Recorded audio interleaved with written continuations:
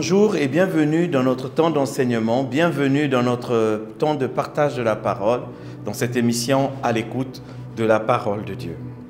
À l'écoute de la parole est une émission de prière, c'est une émission d'enseignement, d'exhortation, c'est une émission aussi de déclaration, c'est une émission surtout de méditation car nous méditons ensemble dans le but de mieux connaître Dieu, mieux connaître Dieu. Les pasteurs dans nos églises nous enseignent le dimanche, mais vous savez avec moi que le dimanche, ce n'est pas assez. Ce n'est pas assez parce qu'ils ne peuvent pas tout dire le dimanche, bien qu'ils aient envie de tout dire, mais ne peuvent pas tout dire le dimanche. Voilà pourquoi le Seigneur a donné cette émission, a mis en place cette émission. Nous rendons grâce à Dieu pour tout ce que Dieu fait. Et bon, donc sans plus tarder, nous allons incliner la tête et nous allons rendre grâce à Dieu. Tendre Père, merci pour ce temps, merci pour ce matin encore où tu nous lèves. Merci pour la force que tu nous donnes et surtout le regard posé sur toi, qui est le plus important. Quel que soit ce que vit mon frère, ma soeur, quel que soit ce que nous traversons, nous savons que nous pouvons compter au moins sur ta fidélité. Ta fidélité, jamais tu ne nous abandonneras. Merci pour ces temps. Merci pour cet enseignement. Nous demandons au glorieux, au puissant, au majestueux Saint-Esprit de Dieu de prendre le contrôle, lui qui transcende et qui traverse au travers des médias et qui touche mon frère et ma soeur là où elle se trouve. Dispose maintenant nos cœurs, Seigneur. Dispose nos cœurs à recevoir ta parole. Dispose nos cœurs, Seigneur, à accepter ta parole. Ouvre l'intelligence. Parle à quelqu'un encore ce jour.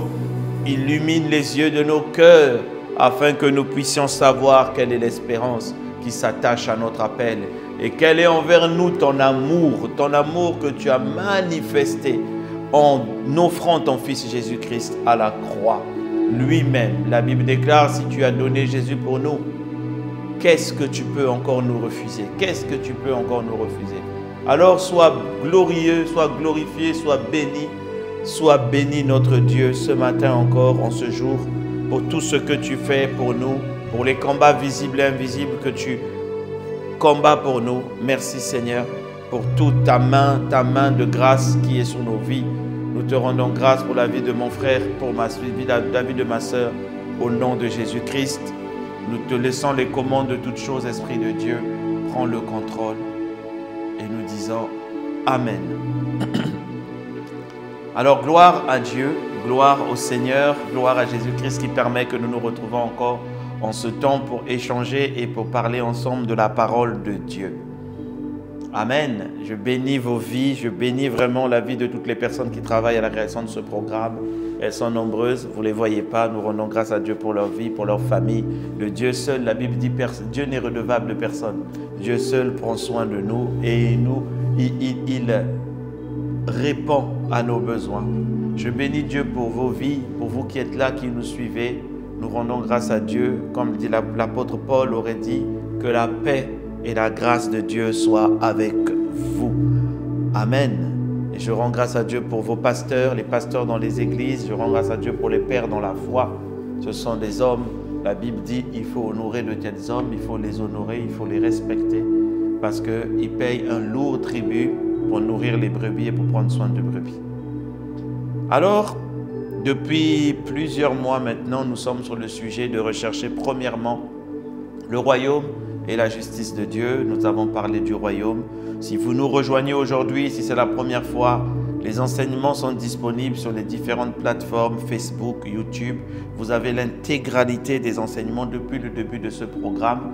Profitez encore pendant que ces enseignements sont disponibles. Un jour, ils ne seront plus disponibles. Donc, profitez encore. Bon, ils seront toujours disponibles, mais sous certaines conditions. Donc, pour le moment, profitez gratuitement. Profitez, c'est sont offerts. Allez prendre. Allez vous fortifier. C'est le plus important. C'est le plus important. Amen. Alors, repartez étudier sur le royaume. Parce que Jésus a dit, recherchez premièrement. Cela veut dire qu'il y a tellement de choses pour lesquelles nous pouvons courir à gauche et droite. Mais un moment, arrêtez-vous un peu. Arrêtez-vous un peu. La Bible dit, arrêtez-vous, reconnaissez que je suis Dieu, dit l'Éternel. Il dit arrêtez-vous. Et si tu avais mal démarré ta vie chrétienne, ta connaissance, arrête-toi. Repars sur ce que Jésus a dit. Connais le royaume et la justice. Donc repars, écoutez les enseignements sur le royaume. La justice de Dieu, nous avons commencé à parler de la justice de Dieu en disant que la justice de Dieu, le royaume seul ne suffit pas, il faut la justice. Sans la justice, rien ne peut être fait. Voilà pourquoi la Bible dit, à combien plus forte raison, dans Romains 5, je crois, ceux qui ont reçu abondance de grâce et le don de la justice régneront. C'est-à-dire abondance de grâce et le don de la justice. La justice est importante. Et pour comprendre la justice, il faut comprendre ce qu'elle dit, cette justice-là. Il faut la comprendre, la saisir. Amen. Alors, abondance de grâce et justice, les deux associés donnent que nous puissions régner dans cette vie avec Jésus-Christ et en Christ Jésus.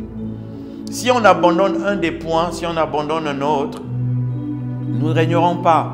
Il va y avoir des problèmes. D'où le fait que la Bible nous dit, la grâce, nous reviendrons sur les messages sur la grâce. Après, je pense que ce 2 messages encore et nous allons revenir pleinement sur la grâce. La Bible dit dans le livre de Hébreux 4, verset 16, approchons-nous donc avec assurance du trône de la grâce. Il y a un trône dans le ciel, le trône de Jésus le Christ, c'est le trône de la grâce. Il dit il faut que nous qui sommes nés de nouveau, nous nous approchons du trône de la grâce pour venir obtenir miséricorde, obtenir la mano, saisir la miséricorde de Dieu et de trouver grâce. Obtenir miséricorde et trouver grâce. Ce qui veut dire qu'on ne peut pas trouver grâce si on n'a pas obtenu la miséricorde. Obtenir là, ça ne veut pas dire comme chez nous, je viens demander la miséricorde, je la reçois et je pars. Non, obtenir ici, c'est le mot lambano qui veut dire saisir, comprendre la miséricorde. Comprendre et l'intégrer à notre mode de vie. Et c'est ainsi que nous pouvons trouver la grâce. Dans quel but? Dans le but d'être secourus dans tous nos besoins. Donc, la miséricorde, c'est le premier chemin qui nous conduit vers la grâce. Voilà pourquoi nous devons obtenir la miséricorde. Je rends grâce à Dieu pour cet enseignement sur la miséricorde. Parce que j'ai cherché beaucoup sur Internet. J'ai regardé les serviteurs, très peu de serviteurs ont parlé, ont enseigné assez longtemps sur la miséricorde de Dieu. Mais les grands ont trouvé la miséricorde de Dieu. Les grands ont compris la miséricorde de Dieu. Quand vous lisez même des livres, ils vous diront, vous ne pouvez rien faire. L'une des plus grandes puissances de Dieu, c'est sa miséricorde. Et Dieu nous fait la grâce sur cette plateforme d'apprendre un peu plus, d'aller un peu plus loin sur la miséricorde de Dieu. C'est un des plus grands secrets, c'est le cœur de Dieu. À la dernière session, nous avons parlé de l'attitude de miséricorde, comment la miséricorde ne juge personne, comment manifester la miséricorde comme le bon samaritain. C'est de démontrer le cœur de Dieu, comment en y faisant miséricorde, nous laissons Dieu agir par nous, mais surtout comment la miséricorde ne juge pas. Elle ne cherche pas pour dire oui, celui-là fait ceci. Elle ne voit pas la religion ou la nationalité. La miséricorde agit. Jésus-Christ n'est pas mort que pour les chrétiens. Jésus-Christ est mort pour tous les hommes, tous ceux qui croient en lui. Il est mort pour tout le monde. Il n'a pas vu la dénomination, la quoi que ce soit. Non, il est mort pour tout le monde. De même, la miséricorde ne fait pas attention. Elle ne juge pas. On l'a vu dans le livre de Samaritain, dans l'histoire du bon samaritain que Jésus raconte. Comment la miséricorde vient et que ceux qui étaient censés avoir le cœur de miséricorde, les sacrificateurs, les lévites, aujourd'hui dans notre temps nous parlerons des pasteurs, nous parlerons des prophètes, nous parlerons des docteurs, nous parlerons de ceux qui sont appelés à paître les brebis, des apôtres. Ceux-là, je ne dis pas que tous sont comme ça, non, loin de là. Je dis, cet enseignement de Jésus-Christ nous montre que ceux-là même qui devaient porter les péchés, avoir le cœur de miséricorde, n'ont pas eu la miséricorde. Et c'est un samaritain. C'est un samaritain qui est venu et qui a manifesté le cœur de Dieu. Ce cœur qui ne juge pas, ce cœur qui ne condamne pas, mais ce cœur qui vient pour sauver. Voilà pourquoi je te dis, mon frère, ma soeur, quelle que soit la situation dans laquelle tu es, ton Dieu va se lever pour te faire miséricorde. Il se lève pour te faire miséricorde. Et nous avons déjà eu des témoignages concernant cet enseignement. Dieu va se lever pour te faire miséricorde. Amen. Alors, la miséricorde vient. Aujourd'hui, nous allons avancer encore dans la miséricorde. Il y a le verset de Jacques 2, verset 4, qui vous montre que la miséricorde est tellement puissante que la miséricorde est plus forte que le jugement.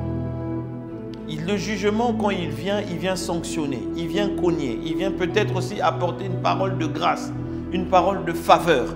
Mais quel que soit ce que le jugement va dire, la miséricorde est au-dessus du jugement. Jacques 2, verset 13 dit, « Car le jugement est sans miséricorde pour qui n'a pas fait miséricorde. » Le jugement va s'appliquer pour toutes les personnes qui n'ont pas fait miséricorde et il s'appliquera sans miséricorde. Mais le verset finit en disant, « La miséricorde triomphe. Elle est plus grande que le jugement. » Triomphe du jugement. C'est-à-dire qu'il y a des choses pour lesquelles tu mérites d'être jugé sévèrement. Mais à cause de la miséricorde, on ne te juge pas. Dieu va te passer par-dessus. Dieu va te prendre par la main, va te dire, relève-toi, ne fais plus ça. Et ça, nous l'avons perdu. Et nous voyons en Dieu un père fouettard, un père qui n'a pas de cœur, un père qui avec un fouet, il attend. Ah, tu as déconné, choix. Ah, tu as fait ceci, choix. Non. Dieu a le cœur de père, bien plus grand que ton père biologique qui t'aime. Bien plus grand que ceux qui, entre guillemets, sont autour de toi. Voilà, la miséricorde triomphe du jugement. Elle triomphe du jugement. Aujourd'hui, nous allons aborder un point spécifique sur la miséricorde. La miséricorde de Dieu, on parle là du cœur, des entrailles de Dieu. Et à l'avenir, vous comprendrez que la grâce se multiplie dans la vie lorsqu'on connaît Dieu. On l'a déjà vu au début, pendant le mois de janvier. On parlait que la connaissance de Dieu, c'est ça qui fait manifester la vie éternelle dans de nous. Or, la vie éternelle, c'est qu'ils te connaissent, toi, le vrai Dieu, et celui que tu as envoyé, Jésus-Christ. Alors, là, nous parlons de la miséricorde. Nous sommes en train de connaître le cœur de Dieu. Savoir pourquoi, quand la justice va arriver, le cœur de Dieu va parler. Il y a des gens que tu vas dire, mais lui, il mérite ça. Et Dieu dira, il ne mérite rien. Il a obtenu ma miséricorde. Parce que la miséricorde, c'est ça qui emmène à la grâce. La grâce est une faveur imméritée. Ce qui veut dire que tout le monde doit mériter en fonction du jugement. Mais la miséricorde de Dieu triomphe du jugement et elle nous emmène dans la grâce. Ça veut dire que là où tu méritais d'être frappé, c'est plutôt l'inverse qui est arrivé. Au lieu qu'on t'écrase, mais Dieu t'élève. Parce que tu as trouvé miséricorde devant lui, tu as obtenu miséricorde et tu as trouvé grâce. Alors, nous allons le voir, surtout dans la prochaine session, l'importance de connaître les attributs de Dieu. Parce que quand tu connais les attributs de Dieu, tu sais comment Dieu fonctionne. Aujourd'hui, nous allons parler d'un aspect spécifique de la miséricorde qui est mentionné dans le livre de Hébreux 4, toujours au verset 16. « Approchons-nous donc avec assurance du trône de la grâce afin d'obtenir miséricorde et de trouver grâce. » Dans quel but? Pour être secouru dans nos besoins. Secouru. Dis avec moi le secours. Le secours. Tu as besoin du secours. Si je te dis, qui là, mon frère, toi qui me suis, si tu as besoin du secours de Dieu dans un domaine précis, lève la main. Moi, je lève la main. Il dit, secouru dans tous nos besoins. Donc, c'est-à-dire que chacun de nos besoins a besoin du secours du Seigneur. A besoin de l'intervention divine. Et l'une des clés de l'intervention divine, c'est la miséricorde. La miséricorde vient pour nous secourir. Depuis l'Ancien Testament, la miséricorde a été faite pour nous secourir. Vous savez, on a déjà parlé, le mot hébreu de miséricorde, c'est le mot kesed. Kesed. Ce mot veut dire bonté, veut dire amour, mais sa signification première, c'est miséricorde. C'est une attitude, un cœur de Dieu, un cœur de miséricorde. Et les gens de l'Ancien Testament ne vivaient pas sous la grâce. Voilà pourquoi, parce qu'ils ont connu d'abord la miséricorde. Ils ne vivaient que sous la miséricorde. Mais Dieu ne change pas. Jésus-Christ est le même hier, aujourd'hui, éternellement. Il ne change pas. Malachie 3, verset 6, je crois, dit I am a God, I change not. Je ne change pas. Alors, si la miséricorde de Dieu était fonctionnelle dans l'Ancien Testament, elle l'est encore aujourd'hui pour secourir. Elle est encore aujourd'hui. Aujourd'hui, non seulement elle vient nous secourir, mais elle nous emmène dans la grâce. Nous rentrerons dans la grâce après. Mais elle est déjà là pour nous secourir. Et tu peux encore invoquer la miséricorde de Dieu. Tu peux invoquer, quelle que soit la situation, quelles que soient les condamnations, quels que soient les jugements que les gens, les hommes ont pu mettre sur toi, quelles que soient les attaques, les flèches du monde des ténèbres, invoque, crie miséricorde, crie comme Bartimée. Crie, dis Seigneur, je veux ta miséricorde. Je veux ta miséricorde. La main du Seigneur va se manifester dans ta vie. La main du Seigneur se manifeste déjà dans ta vie.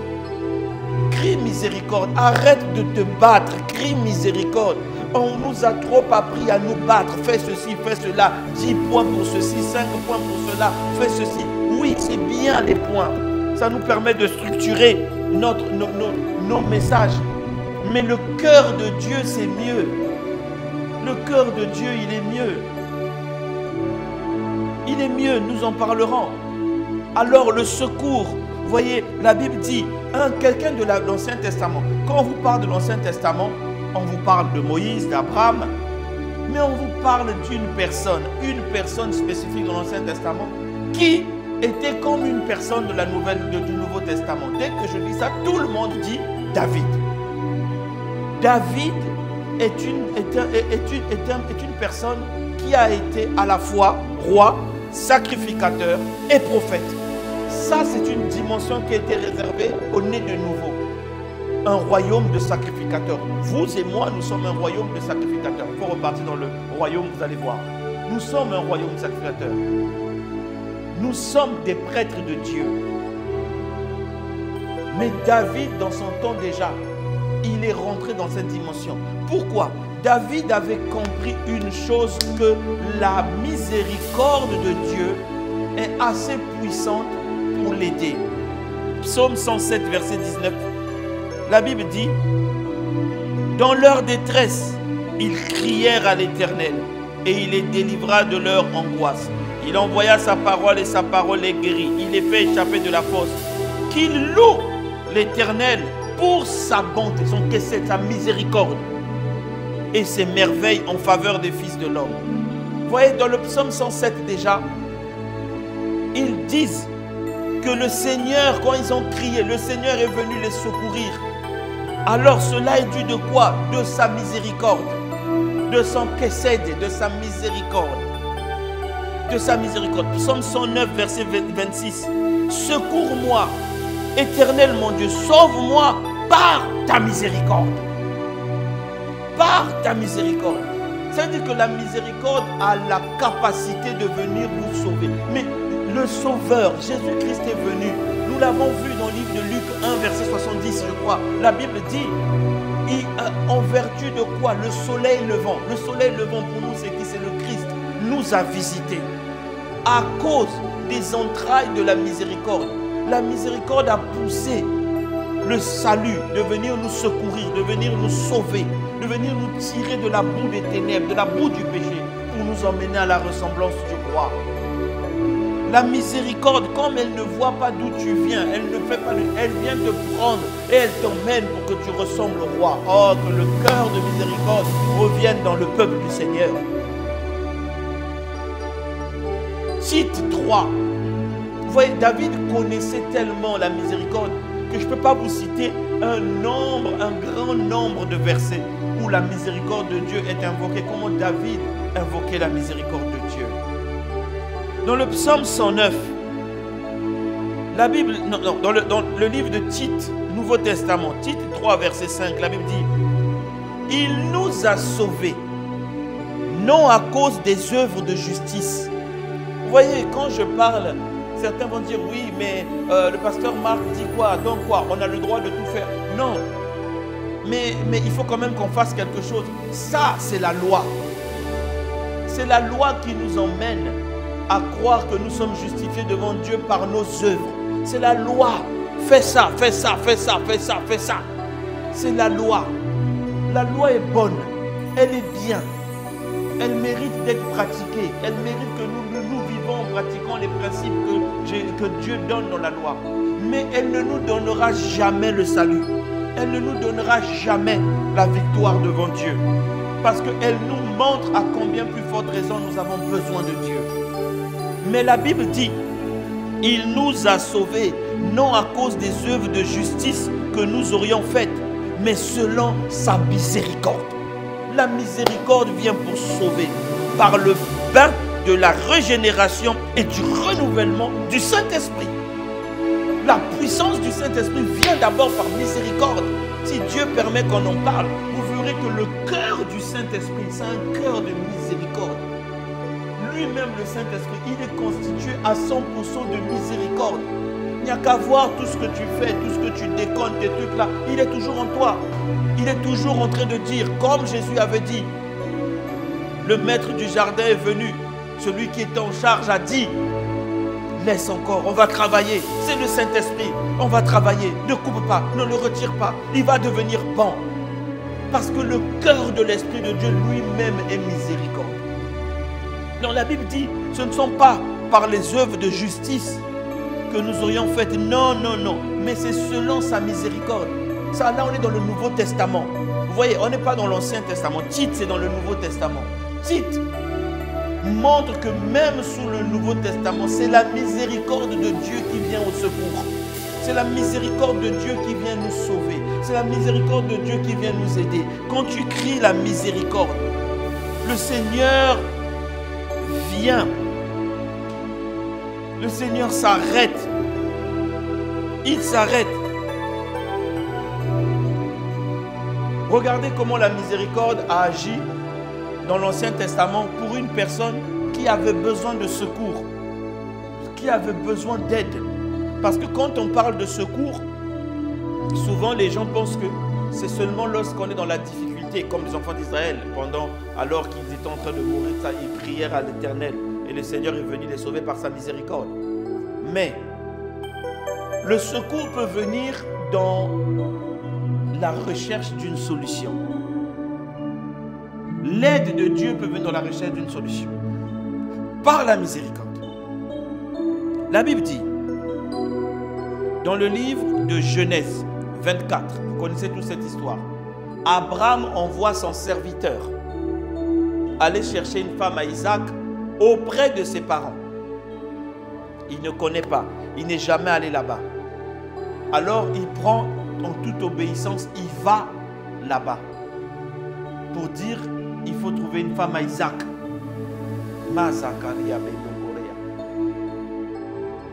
Il arrive dans le livre de Genèse 12. Regardez la prière que le serviteur fait. Genèse 24 plutôt, verset 12. Quand il arrive et il dit, Éternel Dieu de mon Seigneur Abraham, fais-moi, je te prie, rencontrer aujourd'hui ce que je désire et use de miséricorde, de bonté, de késéd envers mon serviteur Abraham. Ça veut dire que Abraham cherche un homme et une femme pour Isaac. Isaac a perdu sa mère. Il lui faut aujourd'hui qu'il se marie. Il en a de se marier. Parce que la Bible dit que lorsque Isaac rencontra Rebecca, c'est ainsi qu'il fut enlevé du chagrin, de la douleur d'avoir perdu sa mère Sarah. Alors la Bible dit, quand le serviteur arrive, il implore pour Abraham la miséricorde. C'est-à-dire pour qu'on trouve une femme, pour que Isaac soit heureux. À nouveau, il faut que ta miséricorde vienne nous aider. Et lorsqu'il donne des conditions et que Rebecca arrive au puits et qu'elle fait tout ce qui se passe, regardez ce qui se passe maintenant au verset 26. Alors, l'homme s'inclina lorsqu'il a vu ça. il s'inclina et se prosterna devant l'Éternel. Il dit en disant, béni soit l'Éternel, le Dieu de mon Seigneur Abraham, qui n'a pas renoncé à sa miséricorde et à sa fidélité envers le Seigneur, mon Seigneur et moi-même. L'Éternel m'a conduit dans la maison des frères de mon Seigneur. La Bible dit que la jeune fille, elle a vu ça, elle a couru raconter ces choses à sa mère. Pour dire, il y a un homme là-bas qui parle que la miséricorde de Dieu l'a conduit jusqu'à venir me rencontrer. Mais la miséricorde, quand tu ne sais pas quel choix faire, invoque la miséricorde. Quand tu ne sais pas quelle décision prendre pour ta famille, pour tes enfants, pour ton business, pour ceci, invoque la miséricorde. Prie selon la miséricorde. Dis à Dieu, ne renonce pas à ta miséricorde à mon égard. Ne renonce pas à ta fidélité. Vous voyez, il dit, il a reconnu puisqu'il a fait la prière avant. Il a dit, use de miséricorde envers mon Seigneur Abraham. Mais là, il vient dire, béni soit l'Éternel, le Dieu de mon Seigneur Abraham, qui n'a pas renoncé à sa miséricorde et à sa fidélité envers mon Seigneur. Envers mon Seigneur. Et moi-même, il rajoute.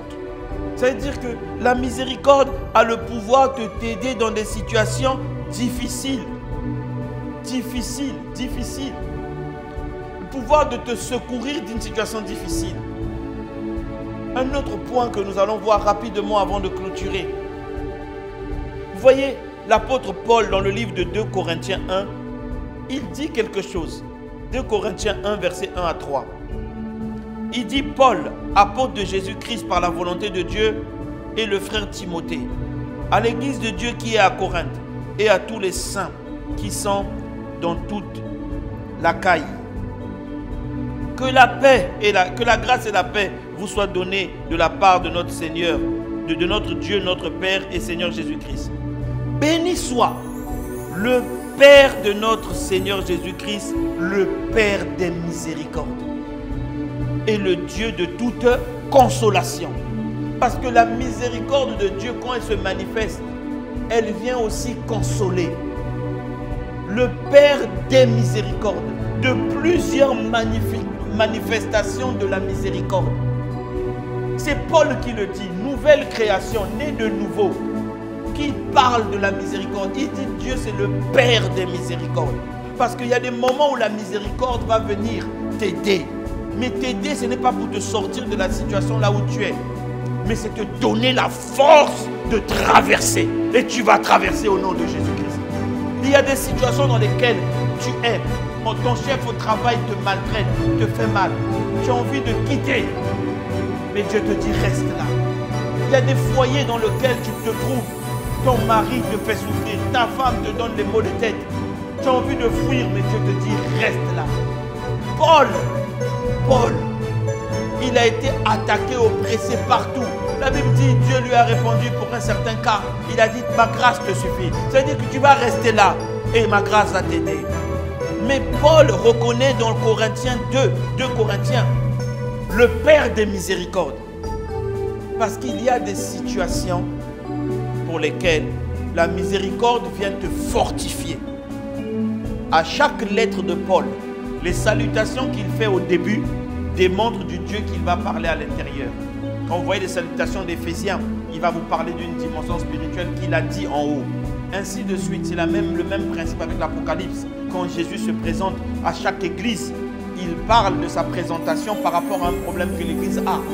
Donc, les présentations du début ont un lien avec ce qu'il vit à l'intérieur. Il dit le Père des miséricordes et de toute consolation. Il dit là, la miséricorde de Dieu s'est manifestée par une forme de consolation. Quelqu'un qui me suit a besoin de consolation. Tu as besoin d'être consolé. C'est vrai que c'est difficile, mais Dieu te donne la force de traverser. Dans le même 2 Corinthiens, plus loin, il écrit pourquoi il dit ça. 2 Corinthiens 4 maintenant. Le verset 7. D'abord le verset 1-2. Il dit, c'est pourquoi, ayant le ministère, selon la miséricorde qui nous a été faite. Il dit qu'il fait le ministère par la miséricorde qu'il a été faite. Nous ne perdons pas courage. Nous rejetons les choses honteuses qui se font dans le secret. Nous n'avons point une conduite astucieuse. Et nous altérons point la parole de Dieu. Il reste la parole de Dieu. Mais publions la vérité et nous nous recommandons à toute conscience d'homme devant Dieu. Le verset 7, il explique maintenant comment la miséricorde s'est manifestée au-dedans de lui. Il dit, nous portons ce trésor dans les vases de terre afin que cette grande puissance soit attribuée à Dieu et non à nous. Nous sommes pressés de toute manière, mais non réduits à l'extrême. Pressés de toute manière, mais non réduits à l'extrême. Non réduits à l'extrême. On va le lire dans une autre version.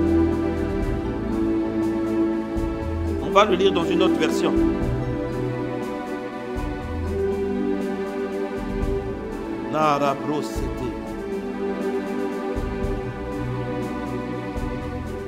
Il dit, nous sommes assaillis de chaque côté. La version King James en français. Nous sommes assaillis, pressés, mais encore angoissés. Mais nous ne sommes pas désespérés. Ça dit, mon frère, on ne va pas te pousser à l'extrême. Ma soeur, même s'il y a la pression, ils ne t'auront pas, ils ne t'anéantiront pas. Au nom de Jésus-Christ, la miséricorde va parler pour toi. Tu vas être surpris de la force que tu as. La Bible dit, nous sommes dans la perplexité, mais non désespérés.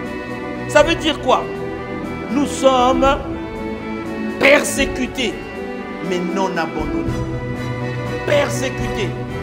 Tout le monde veut ta tête, tout le monde te veut, tout le monde veut que tu meurs, tout le monde, on te balance des choses sur internet, sur ceci, cela. Pardon, tout le monde veut que tu sois exterminé. Mais la Bible dit, tu n'es pas abandonné. Dieu est avec toi. Il ne t'abandonnera pas. On fait des documents contre toi, ceci, des réunions contre toi. Ce n'est pas grave. Dieu ne t'abandonnera pas. Persécuté, mais non abandonné. Mais non perdu. Tu n'es pas perdu. Dieu est là avec toi. À cause de sa miséricorde, il ne t'abandonnera pas. Sa fidélité parlera pour toi. La Bible dit tous les matins, ses miséricordes se renouvellent. Et c'est le cas dans ta vie. Ne perds pas espoir. Tu n'es pas désespéré et tu n'es pas abattu. Ne balade pas des regards inquiets. Car Dieu est avec toi. Il dit, abattu, mais non perdu. Non perdu. Portons toujours avec nous dans notre corps la mort de Jésus-Christ, afin que la vie soit manifestée. Dans l'autre version, on dit persécuté, mais non abandonné. Abattu, mais non anéanti. Je peux être abattu aujourd'hui, mais je ne suis pas anéanti. Car je sais que mon Rédempteur se lèvera en dernier. J'aurai le dernier mot. Ça prend le temps que ça prend. Ça prend le temps que ça prend. Mais mon Rédempteur se lèvera en dernier. Il se lèvera en dernier. Un de mes mentors me disait, un père dans la foi me disait que il galérait à une certaine époque de sa vie en tant qu'étudiant.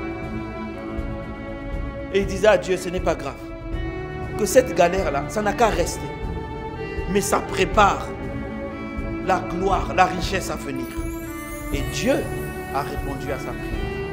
Il y a des situations dans lesquelles vous traversez, c'est difficile. Très difficile. Très difficile. Mais Dieu te dit, tu t'en sortiras. À cause de sa miséricorde, tu t'en sortiras. Et tu vas t'en sortir. Voilà pourquoi Lamentation 3 au verset 22 que nous connaissons tous, verset 22, 21, 22, 23, dit: les bontés de l'Éternel, les miséricordes de l'Éternel ne sont pas épuisées. Ses compassions ne sont pas à leur terme, elles se renouvellent chaque matin. Chaque jour, tu trouveras la force pour te lever. Chaque jour, tu trouveras la force pour avancer. Parce que la miséricorde vient à ton secours. Soit elle vient te secourir et te sort de là, soit elle vient t'équiper de force pour que tu traverses et que le nom de Jésus-Christ soit glorifié dans ta vie. seras un témoin. Je déclare que tu seras un témoin. Ton histoire fortifiera plus d'une personne. Quand tu parleras de ton témoignage, la miséricorde de Dieu que tu as reçue, elle manifestera la foi dans ceux qui ne croient pas. Au nom de Jésus-Christ.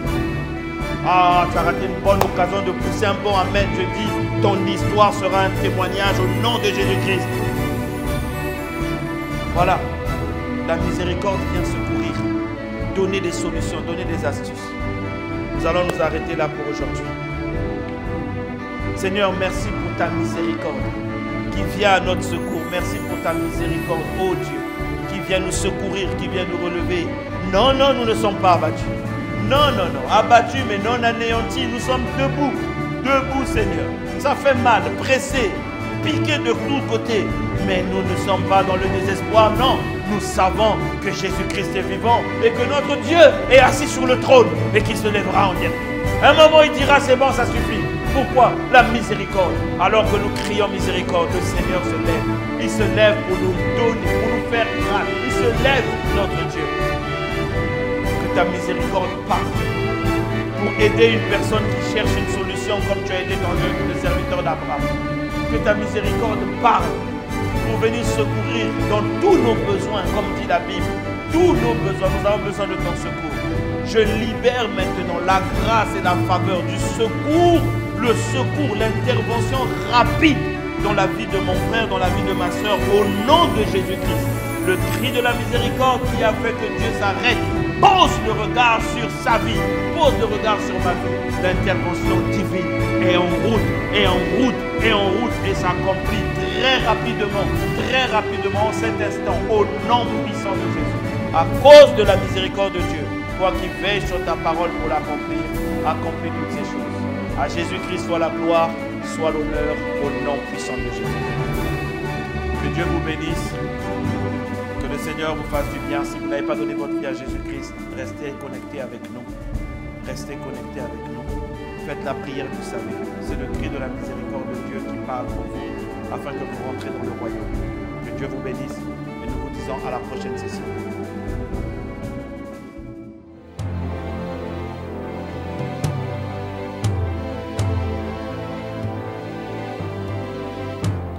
Ô Seigneur Dieu, je crois en ton Fils Jésus-Christ. Je crois qu'il est mort pour moi et que Dieu l'a ressuscité d'entre les morts. Je confesse de ma bouche que Jésus-Christ est le Seigneur de ma vie. Dès maintenant et pour toujours. Je donne ma vie à Jésus-Christ dès aujourd'hui et j'ouvre mon cœur par la foi et reçois le salut.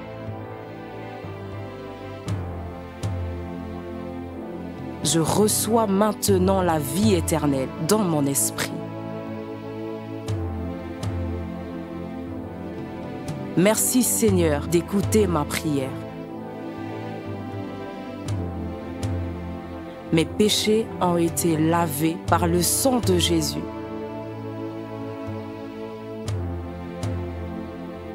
Christ vit maintenant en moi. Et je suis libre. Je suis sauvé. Je suis né de nouveau. Et dès aujourd'hui, je marche en ayant conscience de ma nouvelle vie en Jésus-Christ. Amen.